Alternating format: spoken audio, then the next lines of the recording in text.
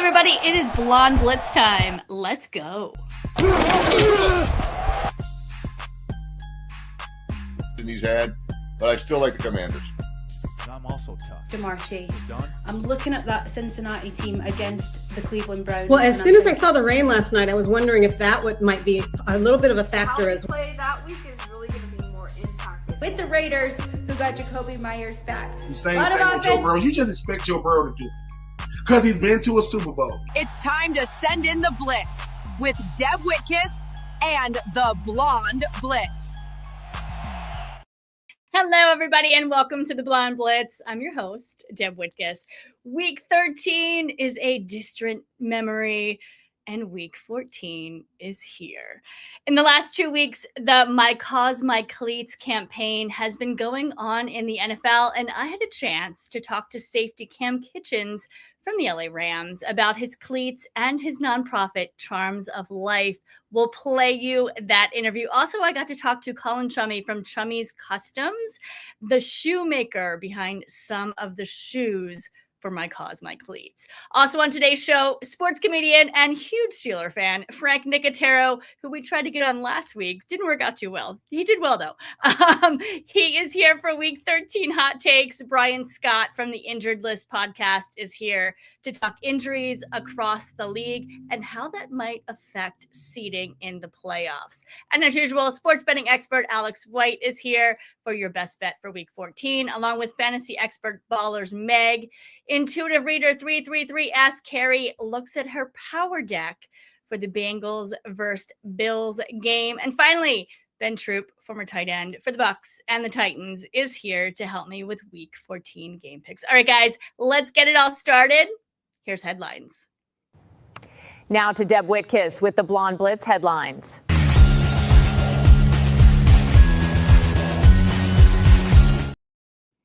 Week 13 continued a season defined by late game drama with 48 game winning scores in the final 2 minutes or overtime already this year, the second most through week 13 in NFL history. Nick Folk drilled a 56-yard game winner to lift the Jets past Atlanta, an exciting moment, marking his 46th career 50-plus yard field goal, fourth most in league history. The Seahawks defense posted a dominant shutout with 5 takeaways and 4 sacks in a 26-0 win over Minnesota, becoming the first defense to hit that combo since 2017. Seattle now has held opponents to 17 points or fewer in the 4 of its last 5 games. This NFC playoff race is really tightening up. In Carolina's 31-28 win over the Rams, Bryce Young recorded his 11th career game-winning drive, the most in NFL since 2023, making him the youngest quarterback ever to hit that mark. Meanwhile, the Cowboys continued to surge behind Dak Prescott, who threw for 300-plus yards again to help Dallas notch its 4th straight victory. Buffalo star Josh Allen continued to rewrite history, passing Cam Newton for the most career rushing touchdowns by a quarterback, while also climbing to 5th most TD passes through a QB's first 8 seasons. All right, guys, let's move on to NFC Players of the Week. You guys know how much I love this one. On the offense, we've got Jordan Love of the Packers, 234 passes, 4 touchdowns, and 0 interceptions, his 4th career player of the week honor. On defense, Ernest Jones of the Seahawks, 12 tackles, 2 interceptions, and a 85-yard pick 6. On special teams, Riley Dixon of the Buccaneers, 5 punts, 3 inside the 20, including a 59-yard pin to seal the win. Moving on to AFC Players of the Week on the offense, Drake May, quarterback for the Patriots, 24 of 31 passes for 282 yards, 2 touchdowns on Monday Night Football. On defense, Christian Benford of the Bills, interception, fumble return touchdown, and a tackle for loss. And finally, special teams, we have Evan McPherson of the Bengals, 6 for 6 on-field goals, scoring a league-high 20 points for the week. All right, guys, those are your headlines for week 13. See you next week. All right, my first guest is a good friend and also a sports host, comedian. We go way back. We tried to have him on the show last week. There was no audio. We're doing it again this week. He is here to help me with hot takes. The one, the only, Frank Nicotero. Next caller is Deb Whitcas, who says she has some really hot takes.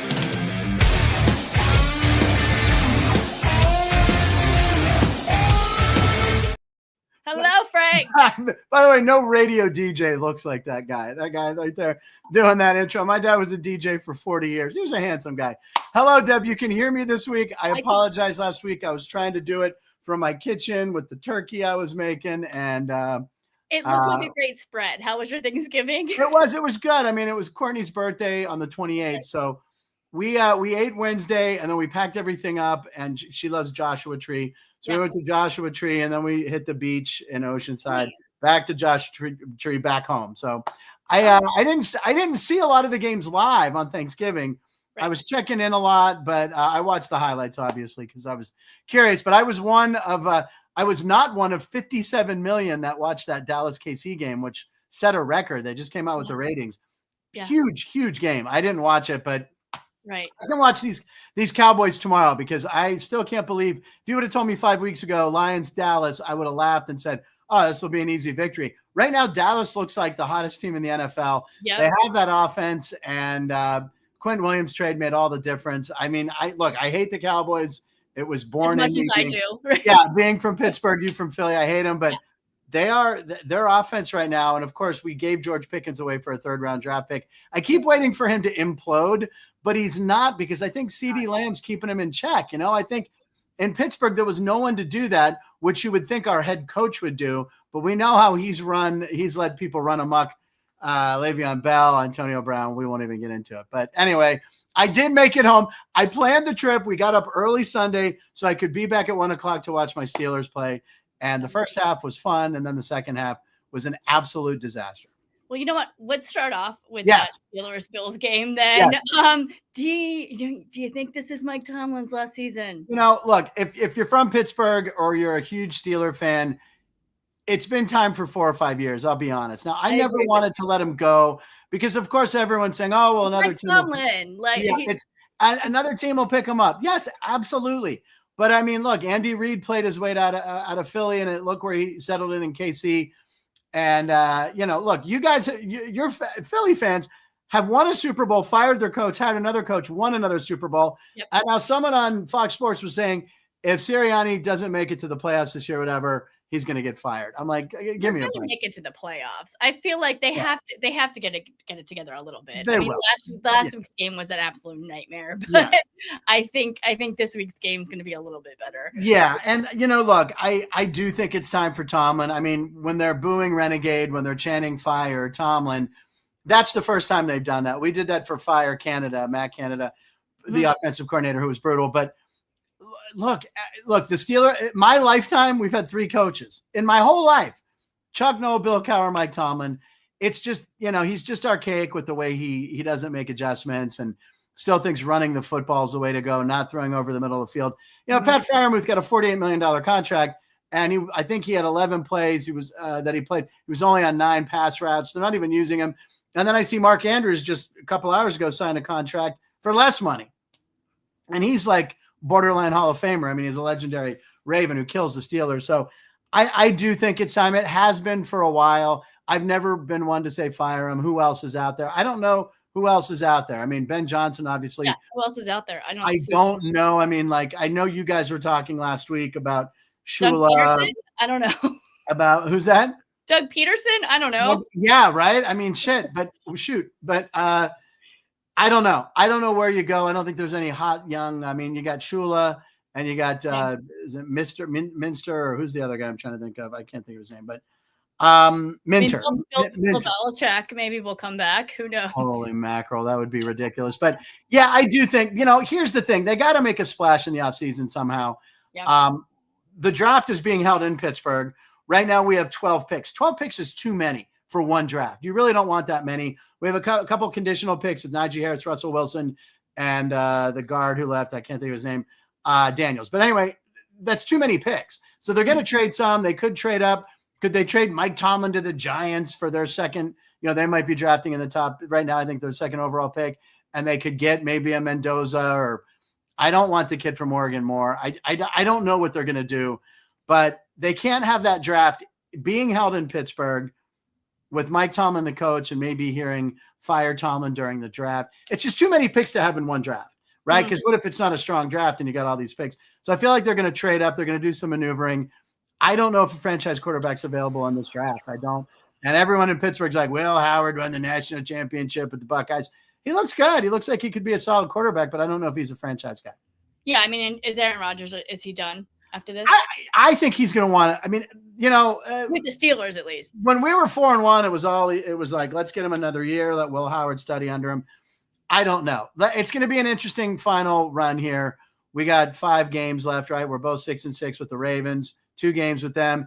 They make the playoffs and win a game, and they just keep saying, "Oh, they got to make these." It's week 13. I mean, like week 14. What are you guys doing? I mean, I think Rodgers maybe doesn't want to go out if this team collapses. So if it's with the Steelers or not, I don't know. But I don't think there's a franchise quarterback for the Steelers. Sorry to dominate about Steeler talk, but I think Tomlin, I do think it's time. He just doesn't, he looks disinterested on the sideline. I don't see the fire in him that there used to always be. Now, there are some rumors that there's some things that could be going on with his wife, whether she's going through some health issues or they're going through a divorce. Right. I don't want people to address that. Yeah, always tough. Yeah, it's always tough. So who knows? But I think he steps down. I don't think they'll ever fire him. But, Dan Rooney, when he ran the team before he passed away, he was a football fan.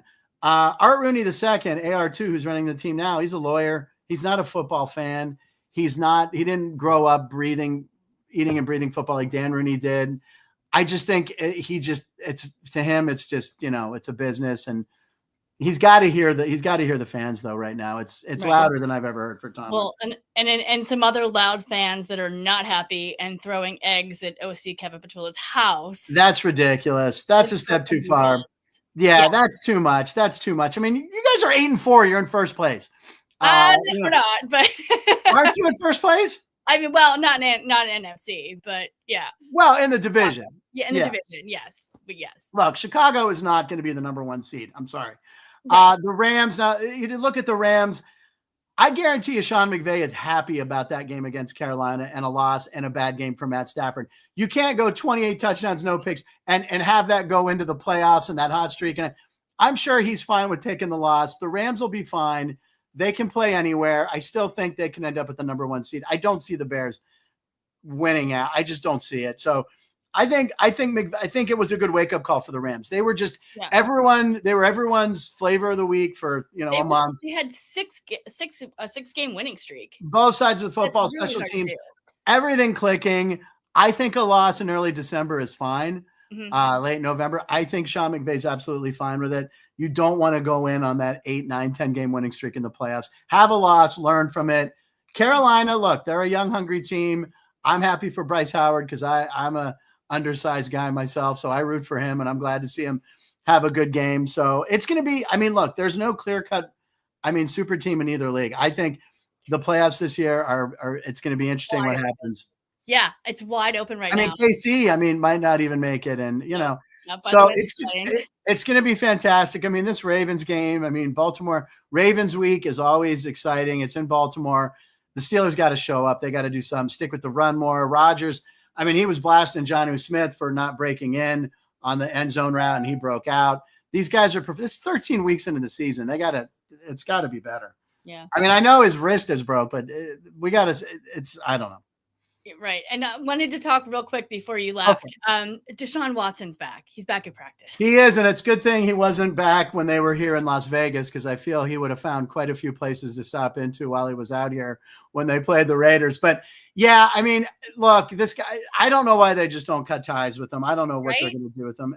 really. Worst mistake the NFL ever made. And guaranteeing was at $230 million. Just terrible. Mm-hmm. And just being so flippant while he's, doing stupid stuff online. And the guy's just a nightmare. He had all the talent in the world. And, I was like, when he signed with Cleveland, I was like, oh, he's going to be in our division for a while. And then he imploded and did Cleveland Brown things. So and I like what Sanders is doing now. Like, he's getting into his groove. Everyone felt bad for him. Well, some people felt bad for him during the draft, but I like how he's playing. I like how he's showing out. And it's just, Yeah. I mean, look, I rooted for him at Colorado because it was just such a cool thing with his dad. He's saying all these really cocky things that he hasn't really, I don't know. He's like, I'm your guy. Cleveland's the guy you've waited for. It's a little early. Give him the rest of the season, see what he can do. I mean, I can't root for the Cleveland Browns, but I'm keeping an eye on him for sure. So. All right, Frank, tell me a little bit quickly about your new show. We're off this week again. We're going to be back, I think. Yeah, we're transitioning. We're doing a lot of different things with Kenny White Sports. We might even change the name. It's a whole thing. The show I was doing, The Line is a Joke, is to promote Kenny White Sports and his power ratings, where we find errors in the line, and we're comedians, Keith and I. So The Line is a Joke. The name really works. I'll keep you posted on when we're back. I apologize for not letting you know. But, you can follow me at social media at Frank Nicotero, doing a lot of shows around town in Vegas and should be on the road. I think I'm doing Comics Unleashed on CBS in January. So I'll be doing that. And I'm headlining a couple weeks here. So I'm staying busy. Awesome. But I'll be watching a ton of football because I didn't get to watch football traveling all weekend. So I'm excited. Starting tomorrow with Detroit, Dallas. What a good Thursday night game. Well, I cannot wait. I can't wait for this entire weekend. All right, Frank, thank you so much for joining the Blonde Blitz. And we'll have you during the playoffs. We'll get this again. From your lips to God's ears. I love you, Deb. Thank you again. See you soon. Is Alex live, or if not, tell her hello. Yeah, she's in a little bit later. So. All right, tell her hello. I will. Later, guys. Thanks, Frank. You're welcome. All right, guys, in the last 2 weeks, the My Cause, My Cleats campaign has been going on in the NFL. I had a chance to catch up with LA Rams safety Cam Kitchens at their training facility and talk about his nonprofit, Charms of Life, and why it's so special to him. Check it out. Hey guys, it's Deb Whitcas with High School on SI. It is My Cause, My Cleats here at the NFL, and I have Cam Kitchens with me. He is a safety with the LA Rams, and his cause is very important to him because it's his and was also spearheaded by his grandmother, Carol. Tell me a little bit about your cause. Charms of Life. I think the biggest thing is really just helping the youth. With my grandmother is everything, from top to bottom. And tell me a little bit about the cause, the nonprofit. What do you do for the youth? The biggest thing, I guess, holidays mostly, the Thanksgivings, the Christmas, the back to school, stuff like that. So now it's been a little difficult because my family's in Miami and I'm in LA. Back to school, I usually pick out 3 families and I go shopping with them, make sure they get their shoes, make sure they get, and it just be great because you kind of see how their upbringing, and you always give them kind of motivation that you can't always give to when it's a bigger crowd. And then something I used to do back in college was for Christmas, I used to go back to my elementary school for pre-K and kindergarten, and we used to give them toys, and talk to them and stuff like that,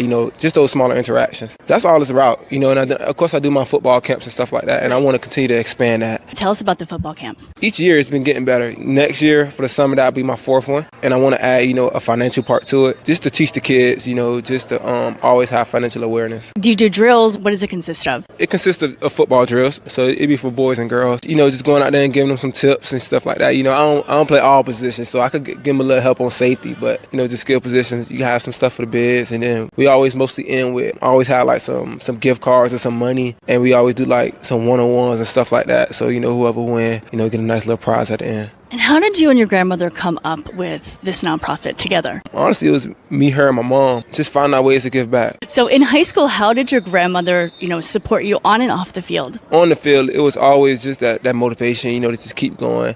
And the crazy part is, hers was motivation, not the football. Because with her, it was football is one thing, but, just helping out in school is another part. So off the field, we always used to go feed the homeless. Anytime she's seeing homeless people on the side of the road, she used to always have like goodie baskets in her trunk. So it was always something that was in the front of my mind anytime I could help anyone. And let's talk a little bit about your high school football career. I know you were a 4-star recruit to Miami, correct? Yeah. So tell me a little bit about, high school. High school was great. I went to one of the more known high schools in Miami, Miami Northwestern. I think playing in Miami is like no other. The competitive nature we have down there, and I think that's what prepared me, to play in college and to play in the NFL. Teddy Bridgewater also went to your high school. Do you know him? Yeah. Anytime he had a break, he'd come talk to us, kind of mentor us. Let's get back to My Claws, My Cleats. What do your cleats look like? I kind of let the guy just kind of freestyle. A great concept he did, so I was real happy with the results. What did he do? He made one cleat. It was kind of shades of blue, white, and then yellow, and then the other cleat was yellow, blue, and white. And how special is it with this cause, have something that's so close to your heart? Yeah, it means a lot. Put it on display and for the world to see. All right, guys, have you ever thought about how My Claws, My Cleat shoes are actually made? Well, my next guest, Colin Chummy from Chummy's Customs, is here to tell you. I'm still waiting for my invite as a special guest on the Blonde Blitz. My agent is waiting for your call, Deb.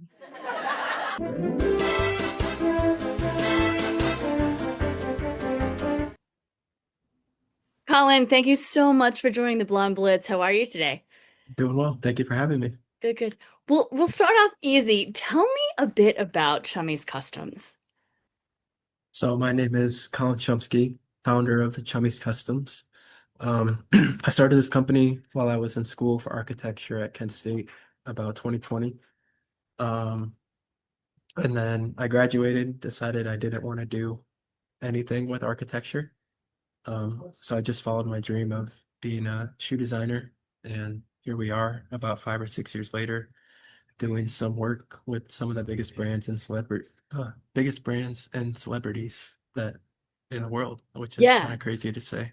And we'll talk about that a little bit in the, a little bit later in the interview. You work with some amazing people, NFL athletes and celebrities.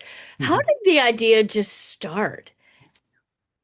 Well, my first ever shoe that I did, I just started watching YouTube videos, and it was for my cousin. I did it in my bedroom, and then I posted it, and then it just kind of kept snowballing and snowballing from there. One of my first big breaks was when I came up with the idea of the jersey shoe, which is where we take a football jersey or basketball jersey, whatever your favorite player is, jersey, cut that up, and then place that and embed that so that to the shoe. So that was one design that really kind of took us off, and the videos were doing really well. And then if someone sees another player, they're like, "Oh, can you do this player, this player, this player?" So it all kind of just stacks on top of each other. And did you start it in your home, and then it just was kind of snowballed, and now you have a company? Like what? Yeah, I mean, I guess that's the best way to put it. I don't know really how we got here. To be But honest. you did, and that's all We that did it. matters, right? Yeah. What makes your sneakers stand out? I think we're big in craft and quality. That's one of our core components of Chummies. And also, we like to go outside the box, whether that would be experimenting with different materials and textures with the jersey. Maybe we're using like a crocodile print or something. But also even adding like 3D printed pieces onto the shoe to add like that 3D effect. So really just thinking outside the box and then executing it too. And where do your ideas come from? I think I doom scroll a lot on Instagram and TikTok and then Google. So that's the first thing I do when I come up with a theme is I go on Google and I see what has been done before.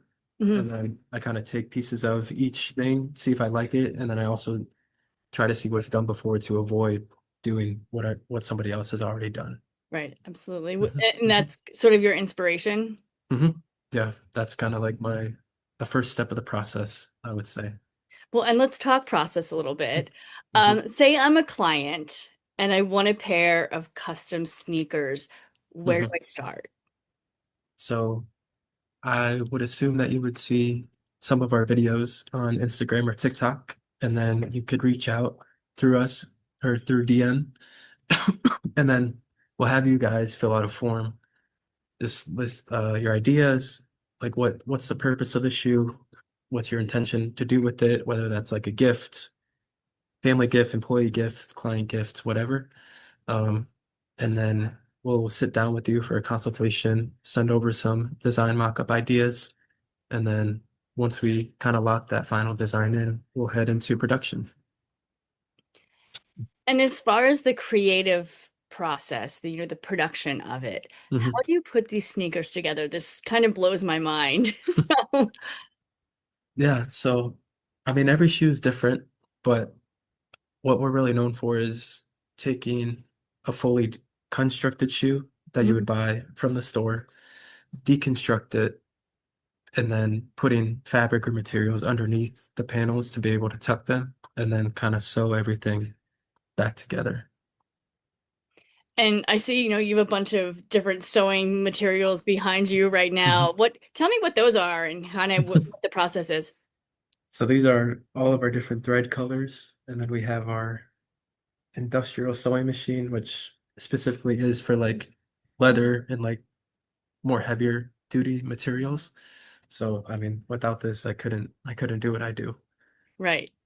Actually, it's funny. My mother was a seamstress, and I used to sew when I was a child. So you actually inspired me. I just bought a sewing machine. Oh yeah, look at that. And I'm gonna do a little sewing over the holidays. I made myself Yeah. a little bag, and I'm like, oh, I'm getting back into more Yeah. like creative. It's fun. flow. It's fun. It It's is. It fun. is. What's the craziest sneaker or shoe that you have made? Tell me about it. I don't have it here with me. So it was actually, I haven't seen a lot of Halloween movies, but I know at least in the custom shoe world, the Halloween themed shoes are like really big around that time. Mhm. So this past year we made a custom Pennywise shoe where we cut up like the mask. Like we actually like bought a Pennywise costume, cut it up, put it on the shoe, added some orange fur, and then like some 3D printed stuff. That was probably the craziest shoe. Okay. I posted it. The video has like 2 million views or something like that, but probably 90% of them are hate comments, which is Yeah. fine. Well, I have to say that's one of the scariest movies I've ever seen in my Yeah. life. I still have Yeah. nightmares from my childhood from Mhm. that movie. So, Yeah. So that's what. How about as far as the sports? I know you've worked a little bit with the NFL. I actually interviewed Cam Kitchens. He's a safety for the LA Rams. I know that you personally didn't design his My Cause My Cleats for this season, but I know you've worked in other seasons for My Cause My Cleats. Who did Yeah. you work with, and what were their designs? So last year we worked with the tight end for the Saints, Juwan Johnson. He Okay. was representing the Second Harvest Food Foundation, and their colors were orange and green, so the cleats were very bright on the field. Just recently we worked with Ian Hutchinson's foundation, House of Hutch, where they help kids in need, and we designed a Ian Hutchinson jersey shoe for their monthly giveaway winner.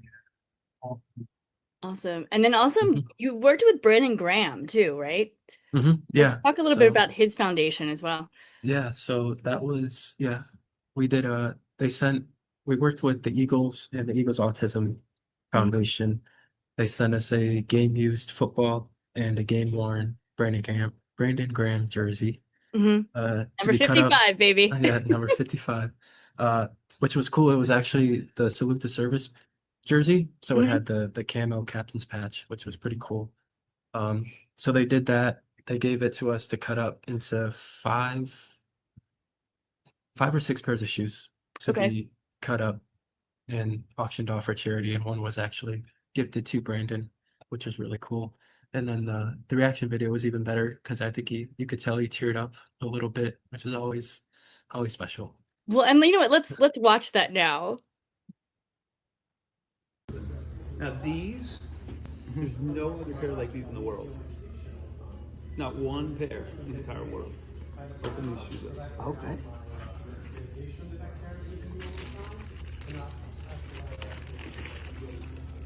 Ooh. Oh my goodness. So, that is one of your game-used jerseys from this past season. And there's a guy that we met, Colin, who takes jerseys and he deconstructs them and makes them into Nikes. And so He's never done it with a game-worn jersey before. So I worked with Greg. We got your Salute to Service jersey from last year, one of the ones you wore. Sent it down to him, and he made them into a pair of shoes. Man, that dude is nice. So we made a couple pairs. All right. That's awesome. That was an awesome video. I love Brendan. I've known Brendan's family for years, and he's such an amazing human, first of all, and also an amazing football player, obviously, too. Yeah, I saw he just came out of retirement too, which is pretty cool. He's back on the field. Yeah. Longest tenured Eagles player. Also, I know you also work with celebrities. Justin Timberlake also, on that list there. What did you do for Justin? So it was last year, right after the Boston Celtics won the 2024 NBA Finals, and Justin was going on his world tour.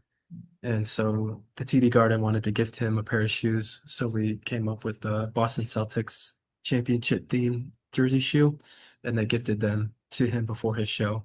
But it was cool because, one, he posted it on his story, which is always really cool to see. Yeah. But I guess just about the shoe, it had like little like gold elements, like the lace clip was gold, and then over the tongue it had like the championship banner. So just adding those little extra details to make it extra special. And talking about being extra special, I know Chummy's Customs, you really care about doing charity work, and a lot of, you did My Claws, My Cleats. You mentioned this, service of the NFL. How important and why do you do what you do? Our biggest saying at Chummy's is we're more than a shoe company, and everything that we do is more than a shoe, because we believe the shoe, it's not just the shoe, like there's a whole story behind what is on the shoe, the design of the shoe. And they're also just, I think that's it. Right. Yeah, no, it's so important to give back. And I love your company because of that. And I appreciate that you give back, with every shoe that is purchased. And a lot of companies don't do that. So, we applaud you for that. Thank you. So what's coming up? Well, a lot of big things. So depending when this is going to be released or not, it's Art Basel week here in Miami. So at the end of this week, we're working on a pair for Dwayne Wade. We're going to be gifting them to him at his golf tournament, and also 3 of his other teammates from the 2006 NBA Finals team. Yeah. So it's kind of like their anniversary. It's their 20-year anniversary from that championship team. So that'll be really cool to be able to gift those to him and the other players. And also the championship trophy will be in attendance, so be able to get some photos by the trophy too with the shoes. So really looking forward to that. Amazing. And they just reach out to you, right? Sometimes it all varies. This one specifically, we knew someone that was running the tournament, so we got connected that way. Got it. All right, Colin, thank you so much. Where can our audience find you if they want a pair of custom shoes? You can follow us on Instagram and TikTok at _chummies, _CHUMMYS. And you can find us also at chummiescustoms.com. Awesome. Well, thank you so much for being here on the Blonde Blitz. We appreciate you. Thank you so much for having me.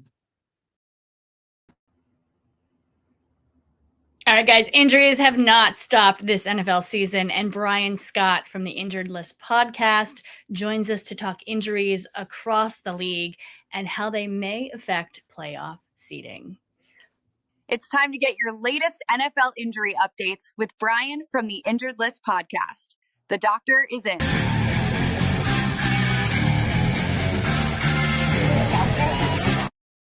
Hello, Brian. What's up, Deb? How you doing? Good. How are you? I'm good. I'm hanging in there as we're getting toward the end of the road here soon enough before you know it. Coming up. I mean, it still have a lot of football left. Let's be honest. We did.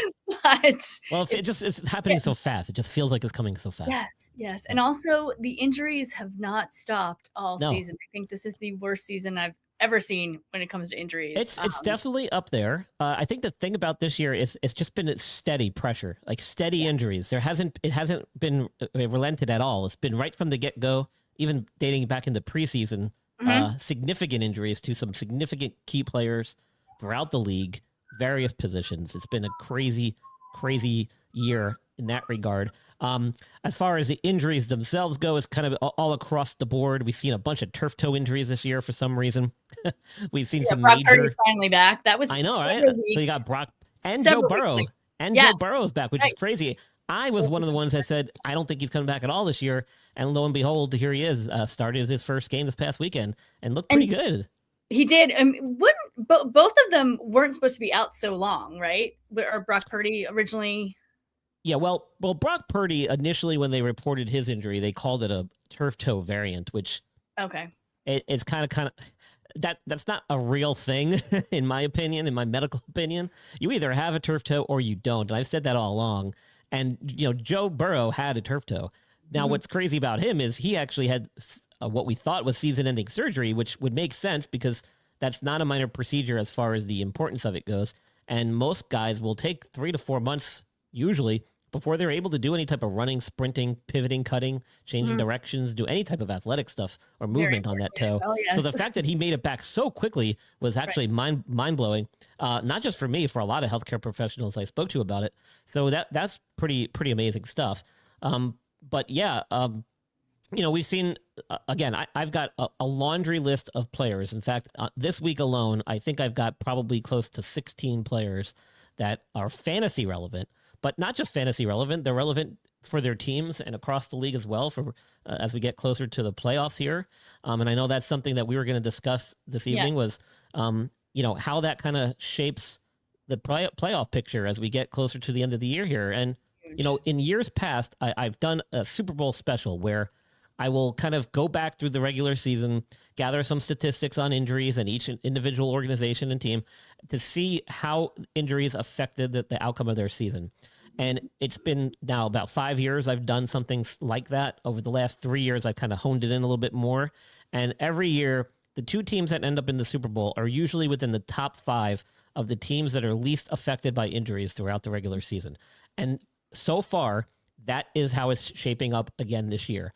So it would not surprise me if the teams that are low on the injury totem pole, as far as time lost to injuries, players lost to injuries, severity of the injuries, time spent on IR, it would not surprise me if those are the teams we see playing for the NFL championship this year. And when you look at the teams this year with the fewest injuries, right now leading the way are the New England Patriots and the Los Angeles Rams.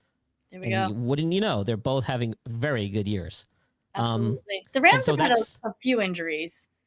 They have, but nothing. They started out with Stafford's back, which right, but again, nothing compared to some of the other teams like the Dolphins, the Commanders, the Cardinals, the Bengals. Those are the top 4. San Francisco has been. San Francisco did. You know what's crazy is San Francisco didn't even make the top 4. They're like right outside that top 4 for the worst affected by injuries. Which is kind of crazy because they've lost some key players. But as far as overall injuries and overall time lost of injuries and players, the Dolphins, Commanders, Cardinals, and Bengals are the top 4 spots.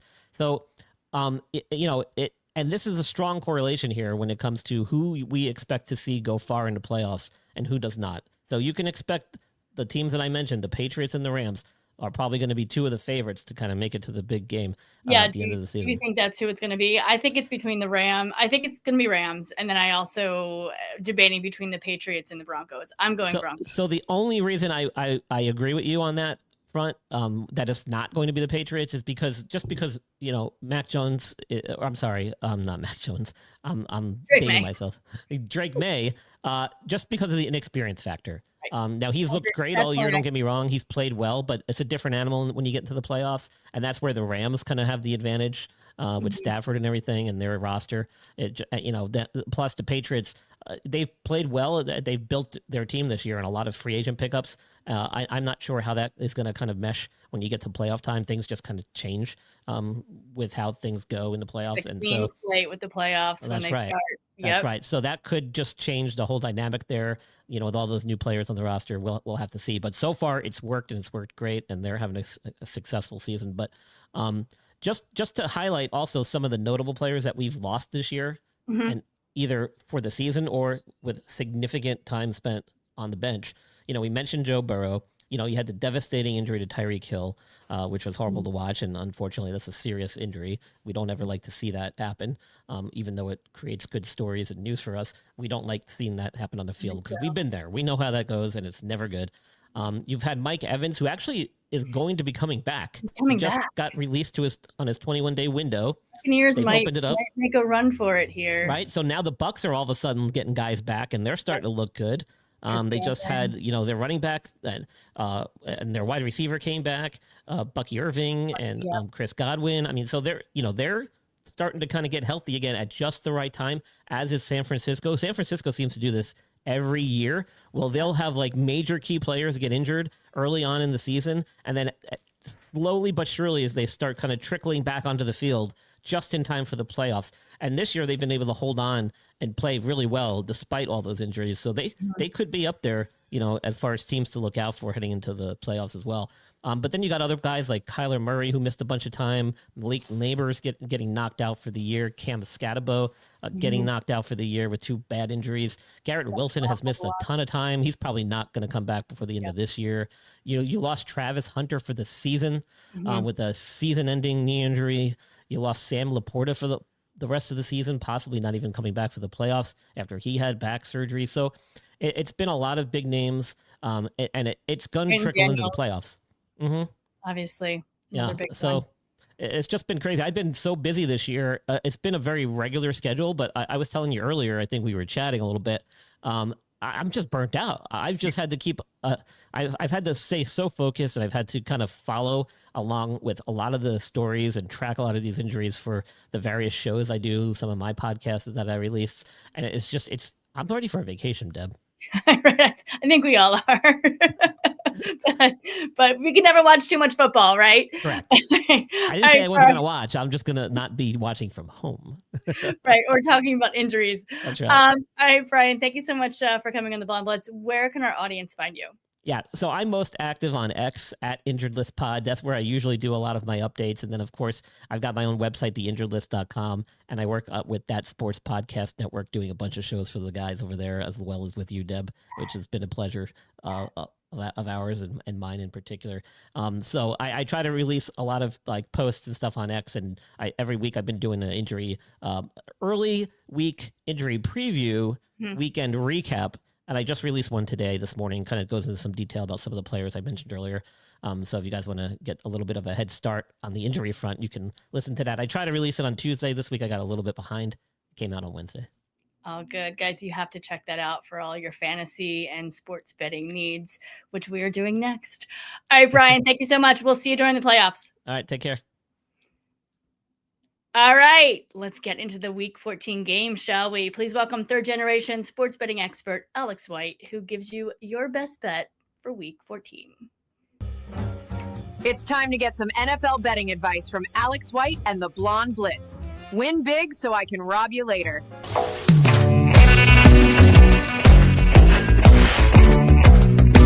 Best bets time, Week 14 in the NFL. I hate giving out unders. Nobody likes to bet on unders, but it is the best bet of the weekend. A huge AFC matchup. The Texans and the Chiefs both on the outside looking in for the playoffs. Right now, the Texans are currently in the 8 seed and the Chiefs in the 10 seed. So a very meaningful game for both teams. Their defenses are elite, both in the top 10 in a lot of metrics. Houston Texans, number 1 in points allowed, number 1 in total yards allowed. This defense is elite. They're going to slow down Patrick Mahomes and company. On the other side, the Chiefs, people keep talking about their struggles, but still number 7 right now in opponent points per game, and they are 9th in yards per game. Goes up a little bit in yards per play. They're 23rd, but I don't think the Houston Texans offense is going to be able to capitalize. Right now, they're 22nd in yards per play at 5.1, and they are 21st in total points per game. Defensive battle, it's going to feel like a playoff game already. We're going under 42.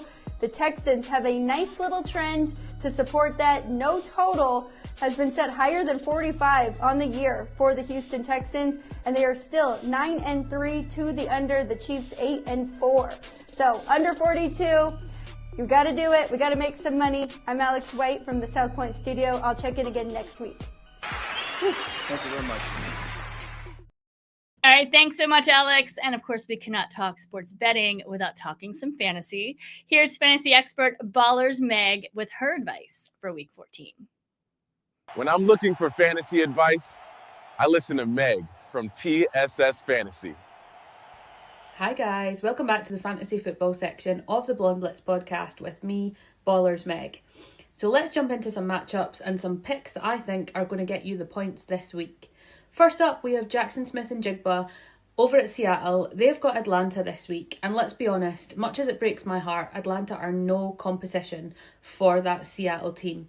So pick up Jackson Smith and Jigba. He's been doing absolutely phenomenally for weeks and weeks on end. He is consistent, he's putting points on the board, he's scoring them touchdowns. Absolutely no doubt in my mind that he is the right choice this week. Next up, we have James Cook over at the Buffalo Bills. They are playing Cincinnati this week, and they're a hurt team. James Cook has a lot of responsibility on his shoulders, and therefore he's much more likely to be getting much more chances to get the ball, much more chances to score points. So I would absolutely be picking James Cook from the Bills this week. Finally, we have got Jamar Chase at Cincinnati. Again, another choice from that same matchup, but I equally think that the Bengals really need someone who's going to be running that ball, putting the points up, and ultimately getting you those fantasy football points this week. So, if you would like more hints, tips, tricks and advice, follow me from TSS Fantasy on a Friday evening for the Meg Zone and on Sunday with Wake Up with Football with TSS Fantasy. You can also check out my socials at ballers_meg across all the platforms that you consume content from. And I will see you next week for Week 15 picks for the Blonde Blitz. Hello there. All right, thank you so much, Meg. Next, we have Intuitive Reader 333 Ask Carrie. She's going to use her Power Deck cards to predict the Bengals versus Bills game this week. Carrie, what's going on? Let's see what the Power Deck cards say about these NFL team futures.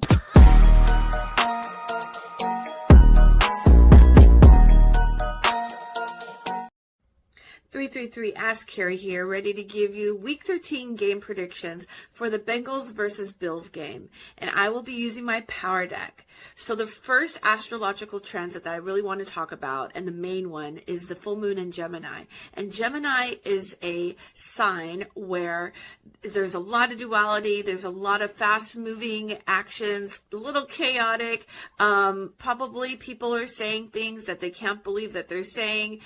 So extra communication style, and also exposure. So things that you have not known about are coming to light. And so that may be happening again during this full moon. We also have the Venus in Scorpio still, and very deep, very passionate. So fans play into this particular game that we're going to be talking about. So home team definitely has the advantage, and that would be the Bills. So let's segue into them. And we have a very mutable team. And what I mean by that is Josh Allen is a Gemini, Stephon Diggs is Sagittarius. They will have a very hot game this particular weekend. And Josh Allen will have a good game, very much so on his toes. And again, these are going to be big passing games. Even if the teams are not normally huge passers, it's definitely going to have an effect, which does help the Bengals. So who do the Bengals represent? Well, we have Joe Burrow, who is a Sag, and then we have Jamar Chase, who's a Pisces, and they are also both mutable. So very much so the Gemini full moon affects Gemini, Sagittarius, Pisces, and also Virgo. So watch out for those if you ever want to analyze other teams. But the chemistry is just like really on point, especially with the Bills, I feel. It does help that Josh Allen is a Gemini. So that's going to have some really game-breaking type of plays. And yeah, I really feel like there's going to be some good plays for the Bengals. I think they're going to show up, but there's something that happens like in the third or fourth quarter that kind of slows them down, and that might be that Scorpionic Venus energy. So the cards that I get for the Bengals, we have the King of Pentacles. So Earth sign energy. And I just feel like they come from, a time where they're finally getting their foot on the ground, but they have the Five of Spades, which is kind of a very, argumentative, kind of like they're a little bit in the clouds about how to go about moving forward in the game. And then they have the Four of Hearts as the outcome, which is kind of like a lackluster type of a feeling. So what does that mean for the Bills? We have the Ace of Hearts for the Bills. So, their fans, again, are playing a huge point into this. It's very emotional for them to be home on home turf. We have the Ace of Pentacles, or clubs, and pentacles mean and clubs mean like it's a money making kind of a feeling. They get their final energetic push, and then to end off the game they get the Nine of Hearts, which is like, I'm not moving here, I got the power, so let's move on to the next game. So outcome that I have, guys, I have the Bengals at 27 and I have the Bills at 31. It's going to be close, but it's going to come down to that last final, say, 5 minutes of the game. So I hope everyone's having a good one, and take care. All right. Thank you so much, Carrie. All right, guys. Ben Troupe, former tight end for the Bucks and the Titans, is here to help me with Week 14 game picks. Ben, come on in here. Ben, you there? Bring in Deb Ben Troupe so we can get our NFL picks.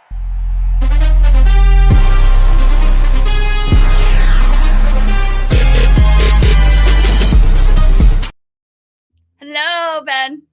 How you doing? Good to see you. How are you? I love that hat. Oh yeah. We gonna be. Listen. All the hat companies out there. I'm not giving you any money. But if you wanna make some money with me, as far as like a partnership, hey man, I'm here, man. I mean, outside of Cam Newton, ain't nobody rocking them like me. I don't care what they say. I love it. You kind of are giving off Cam Newton vibes. What's going on? Oh yeah. Listen, I'm a little older than Cam. I would love to wear Cam Newton hats. I've been to his website or whoever he partnered with. No, I don't. That's a card. That's a little hoop deal. I don't pay that much money for a hat. But if you want to donate some, I'm here. I'm here for it. I love it. Well, let's get into these games, shall we? Cowboys, Lions, tomorrow night, Thursday night football. Who you got and why? I'm excited for this one. Here's the thing. It's going to be hard to pick against the Lions there, but this Dallas Cowboy team has been on fire. George Pickens, CeeDee Lamb, Dak Prescott, Quinnen Williams coming over from the Jets. He has definitely that return on investment has been incredible. But I think Detroit gets back to their winning ways. I mean, Jahmyr Gibbs. I mean, you talk about Montgomery. I mean, Williams is playing better. I want to see what's up with Avonte Brown. I know he's dealing with a nagging injury. We'll see if he plays, but it's going to be hard to go against Detroit, even though I think Dallas is going to make it a game, but I will go with the Lions. I think this is going to be the game of the week that we have going on Thursday Night Football here. Dallas leads the all-time series 19-13. And like you just said, Dallas is on fire. They have a 4-game winning streak right now. Dak is throwing 300 yards per game. Like, what is going on? This is not the Dallas that we saw in the beginning of the season, right? But on the other side, we do have Jared Goff and Aiden Hutchinson. And need I say more, right? The Lions are 3-point favorites. I'm going to go Lions as well, but this is going to be a close game, and Cowboys are not going to let it go easily at all. So next one, we got Rams versus Cardinals Sunday at 4:25 p.m. Who you got and why? The Rams are coming off a devastating loss against the Panthers. He was just awful. Arizona. I mean, Jacoby Brissett has did the best he can with the squad that he has. I think we've seen the last of Kyler Murray. I don't think he's going to be seen in the Arizona Cardinals uniform anymore. But this is going to be. I'm going to go with the Rams in a big way. Devontae Adams. He's just seventh all time in receiving touchdowns. He's going to have over 120 touchdowns by the end of the year because he doesn't score touchdowns in between the 20s. But the 5-yard in, he's dangerous. They're going to go to Devontae and Puka, but I'm gonna go with the ageless one, the Matthew Stafford. Coach Sean McVay and those guys. Give me the Rams over the Cardinals. Rams. Yeah, the Rams had a tough loss last week. It broke my heart. A 6-game winning streak. Say bye-bye. But I think it humbled them a little bit. Now, they're a very humble team in the first place. I'm in their practice facility once or twice a week. I interview all the guys. It is the nicest squad that I've ever, been with. And and I asked that question that we like a couple of weeks ago about, how do you stay positive without getting overconfident? And they all had amazing answers, to be honest. And I don't think they were overconfident. I think they just, you can't lose, you can't win them all, Yeah. Loss came at a good time for them. They can, they can win it in the playoffs, and I do think they're going to the Super Bowl. But so the all-time record, 51 wins, 41 losses, and 2 ties in favor of the Rams when these two match up. I don't think Matthew Stafford can have another bad game. I mean, those he's not allowed to have 2 bad ones in a row. He'll get back to being Matthew Stafford. Right. And Puka will continue to have one-handed catches, let's be honest. Yeah. Beautiful. and same with Devontae Adams. To watch him on the field is just breathtaking. The Rams are favored by 8.5. I actually think it should be higher than that. I think it should be around 12. I'm going Rams as well. So, all right, let's go Bears versus Packers. Who thought we'd be talking about the Bears this late in the season? They are the number 1 team in the NFC right now. That game is being played Sunday at 4:25 p.m. Who you got and why?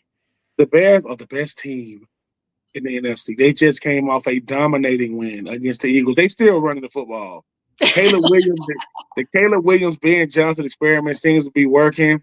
The last time they played the Packers, it wasn't a good showing by the Bears. I think the Bears get some get back. Like Jordan Love and company, love what they're doing. Micah Parsons, I mean, the only player in NFL history to have over 12 sacks in 5 seasons. So that trade is working out. But this Bears team is different. They're doing it with defense. They're doing it with the run game. They're doing it with the Tuesday. They're doing it with Loveland. Oh, and they're also doing it with the quarterback, Caleb Williams. Chauncey Gardner-Johnson, former Florida Gator, now over there with the Chicago Bears. Wherever he goes, they win. Wherever he goes, they win. Give me this.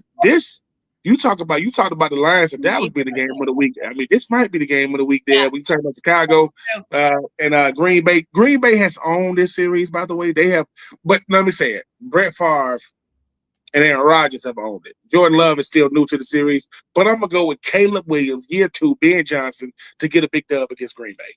Really? All right. I'm gonna go opposite of you. I'm gonna go Green Bay. They lead, and Green Bay leads all-time series against the Bears. 108 wins, 96 losses, and 6 ties. They have met 210 times. 210 times. It is the oldest rivalry in the NFL. They first met November 27th of 1921. We have been disliking each other for a very, very, very long time. Bears, like we said, they're number 1 in the NFC right now. Packers are 6.5 favorites over the Bears. I think it's tough. I'm going to go Packers on this one. We will see. We will see. All right. Love me some love. All right, last one. We got Eagles versus Chargers. I will be at this game, Monday Night Football. Who you got and why? As much, listen, I know the commissioner somewhere is listening, Jason. So I know he's somewhere listening. He is not allowed to go against the Eagles. I don't know what's going on with the Eagles right now. Saquon Barkley has not looked like himself. Jalen Hurts and company. Him and Devonta Smith. I know that A.J. Brown got back to his scoring ways last week. This defensive line for the Eagles just got embarrassed. Jordan Davis and Jalen Carter and company. You know, the Chargers are going to run the football. They're going to run the football. He's a running coach. I'm going to go with the Chargers for this reason. I think the Chargers need this win more than the Eagles do because the Eagles are usual suspects. We know they're going to make the playoffs. They're probably going to win the NFC East to get back into the playoffs. I don't know if they're going to have the number 1 seed. Chicago got the number 1 seed right now.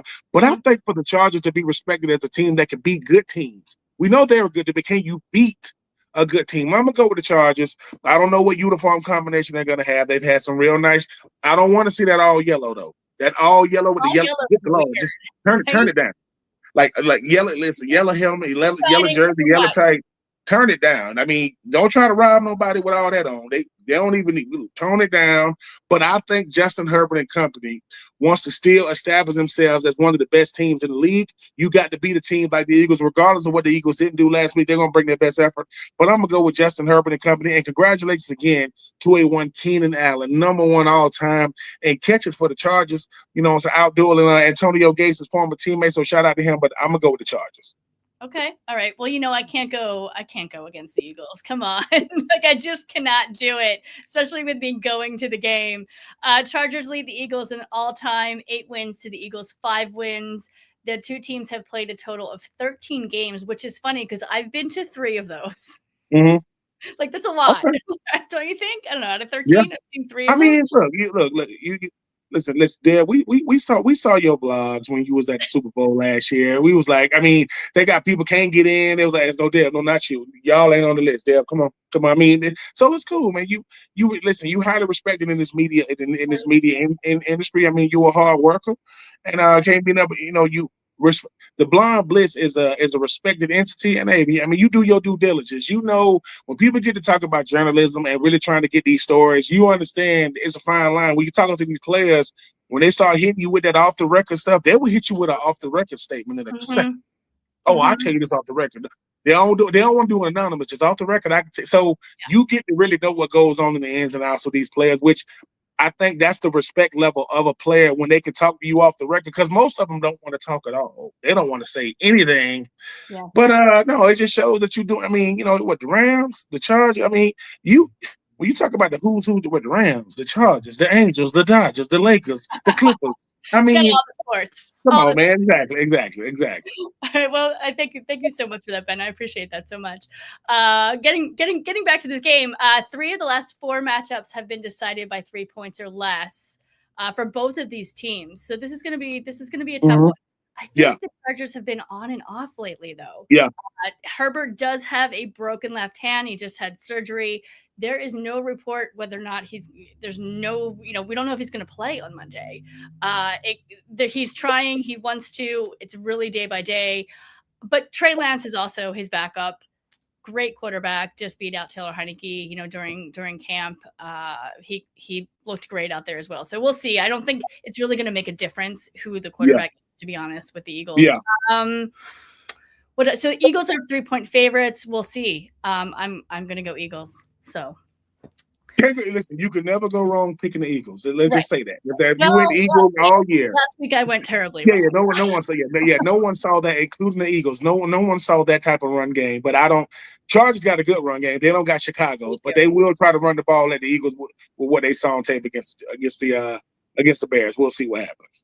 Yeah. All right, Ben. Thank you so much. Your show, No Winnings in the Fall, is coming up next. Everyone stay with the shows. All right, guys. Today is sponsored by Wish LBI and Underdog Fantasy. Go to Underdog Fantasy and use promo code BLONDE, and we'll double your deposit up to $100. If you like tonight's show, please subscribe, and you can follow us on all socials at The Blonde Blitz. Ben, thank you again for being here as always. Football forever. See you next week, and go Birds.